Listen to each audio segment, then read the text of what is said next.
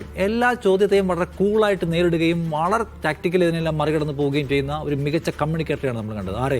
VD. സതീശന് ഒരു തരത്തിലുള്ള ഏതെങ്കിലും ഭയാശങ്കകളില്ലാതെയാണല്ലോ വന്ന് മാധ്യമങ്ങളുടെ മുമ്പിൽ ഇരിക്കുന്നത്. എന്നിട്ട് അദ്ദേഹം കൂളായി അവസാനിപ്പിച്ച് പോവുകയും ചെയ്തു. ചില ചോദ്യങ്ങൾക്ക് മാധ്യമങ്ങളെപ്പോലും അദ്ദേഹത്തിന് നിശബ്ദരാക്കാൻ കഴിയുന്ന മറുപടികൾ പറയാൻ പറ്റി. സോ അങ്ങനെയുള്ള കമ്മ്യൂണിക്കേറ്ററോടാണ് ഇപ്പുറത്ത് പിണറായി വിജയൻ അദ്ദേഹത്തിൻ്റെ പരമ്പരാഗത ശൈലി അവലംബിക്കുന്നത് എന്ന പ്രശ്നമുണ്ട് എന്ന് എനിക്ക് തോന്നുന്നുണ്ട്.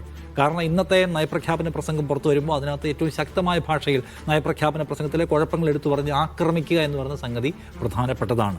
അതിൽ ഇപ്പോൾ ഒരു നയരാഹിത്യം നിറഞ്ഞ നയപ്രഖ്യാപനമാണ് എന്ന് അദ്ദേഹം പറയുന്നു. അപ്പോൾ അദ്ദേഹം മുന്നോട്ട് വെക്കുന്ന പോയിന്റിലൊന്നും ഞാനൊരു പ്രശ്നം ഉന്നയിക്കുന്നില്ല. പക്ഷേ അത് ഡെലിവറി ചെയ്യുന്ന ശരീരഭാഷയും ഉപയോഗിക്കുന്ന ശൈലിയും ഒക്കെ പ്രധാനപ്പെട്ടതാണ്. ആ ആളുകളെ എന്ത് ചെയ്യാൻ പറ്റണം? ആളുകൾക്കിടയിൽ ഒരു ഗ്രിപ്പ് ഉണ്ടാക്കാൻ കഴിയുന്ന, ആളുകളെ സ്വാധീനിക്കാൻ കഴിയുന്ന പ്രയോഗങ്ങളും ശരീരഭാഷയും പോലെയുള്ള സംഗതി ഇതിൽ പ്രധാനമാണ്. മുഖ്യമന്ത്രിയാകുമ്പോൾ അദ്ദേഹം പറയുന്നത്, അദ്ദേഹം ഒരു ചെയറിലിരുന്നു കൊണ്ട് അധികാര കസേരയിൽ നിന്ന് പറയുന്നത്, അതിന് ഭരണാധികാരത്തിൻ്റെ സ്വഭാവമുണ്ട്. അപ്പോൾ അത് നമുക്ക് എങ്ങനെയും അവതരിപ്പിക്കാം. കാരണം ഭരണാധികാരത്തിൻ്റെ ആത്മാവ് ഉൾക്കൊണ്ടിട്ടുള്ളത് കൊണ്ട് തന്നെ അദ്ദേഹം പറയുന്ന കാര്യങ്ങൾക്ക് മാത്രമേ വാല്യൂ ഉള്ളൂ. എങ്ങനെ പറയുന്നുള്ളത് പ്രസക്തമല്ല. വേണമെങ്കിൽ അദ്ദേഹത്തിന് കുറിപ്പിറക്കാം, അദ്ദേഹത്തിന് വേണമെങ്കിൽ വളരെ താഴ്ന്ന ശബ്ദത്തിൽ പറയാം. പറയുന്നതിനെല്ലാം അധികാരത്തിൻ്റെ വാല്യൂ ഉണ്ട്. ഇപ്പുറത്തേക്കുന്ന ആൾക്ക് അതില്ല. അത് പറയുന്നതിന് അതിൻ്റെ ഫോഴ്സും പറയുന്നതിൻ്റെ ലാംഗ്വേജും എല്ലാം അത് ഇമ്പാക്റ്റ് ചെയ്യുന്നതിന് പ്രധാനമാണ്. കാരണം അതിന് ഭരണാധികാരത്തിൻ്റെ ആനുകൂല്യം ഇല്ല.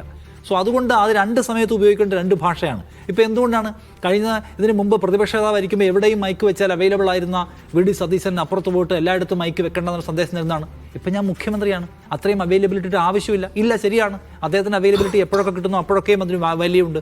ഇപ്പുറത്ത് അങ്ങനെയല്ല, പരമാവധി അവൈലബിലിറ്റി കൊടുക്കണം. നിങ്ങൾ എല്ലായിടത്തും അവൈലബിൾ ആയിരിക്കണം. ഇന്ന് രാവിലെ തിരുവനന്തപുരത്ത് അവൈലബിൾ ആണെങ്കിൽ ഉച്ചയ്ക്ക് കൊച്ചിയിൽ അവൈലബിൾ ആയിരിക്കണം. അങ്ങനെ നിങ്ങൾ നിരന്ന വി.എസ്. അച്യുതാനന്ദനെയൊക്കെ ഓർമ്മയില്ലേ, വി.ഡി. സതീശനെയും മുമ്പുള്ള പ്രതിപക്ഷ നേതാക്കളെല്ലാം.